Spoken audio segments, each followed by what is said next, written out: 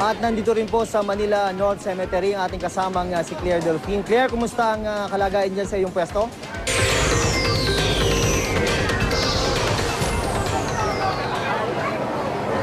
June, ayon nga sa administrasyon ng Manila North Cemetery, as of 12 noon, 700 ang bilang na raw ng taong dumating dito sa sementeryo sa araw na ito para raw dalawin ang mga puntod ng kanilang mga mahal sa buhay.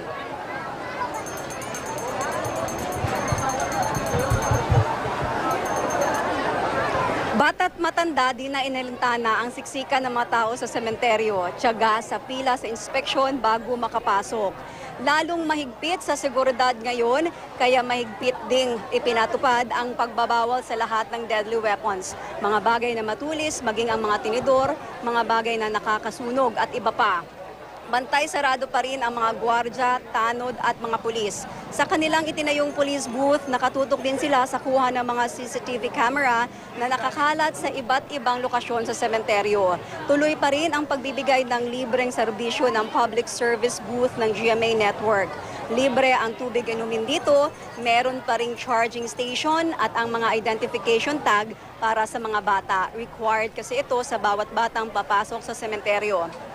At dahil nga sa siksikan ng tao, maya-maya rin ang dinadala dito sa Red Cross First Aid Booth para agad maagapan ang kanilang pagkahilo o pagtaas ng presyon.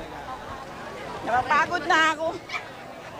Talagang kinakailangan. Pinipilit kong makapunta dito sa Norte dahil nga sa naaawa ko sa nanay ko kung walang bibisita sa kanya. Parang reunion. Masaya. Kami, sama-sama kami. June, klaruhin ko, no, I'm not sure kung sinabi ko ng tama kanina. It's 700,000 yung estimated number ng crowd ngayon. And may bata rin palang lumapit dito sa akin. Kasama niya yung ating mga magigiting na mga pulis mula sa SWAT at ipinapanawagan. Kung sino man po nakakilala sa batang si Ana Krishna Convento, puntahan po siya, nandun lang po siya sa booth ng SWAT dito sa harap ng sementeryo. Nawawala po siya at nakita na lamang siyang mag-isa ng mga pulis. Kasama raw niya yung kanyang nanay na si Nina at ang kanyang tita Ana. Kaya sana po ulitin ko, ang pangalan niya ay Ana Krishna Convento. June, throughout this morning, malaking bagay na mas mahaba yung oras na makulimlim yung panahon.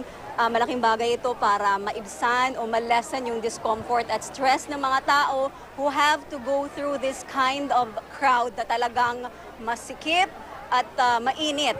June? Delphine.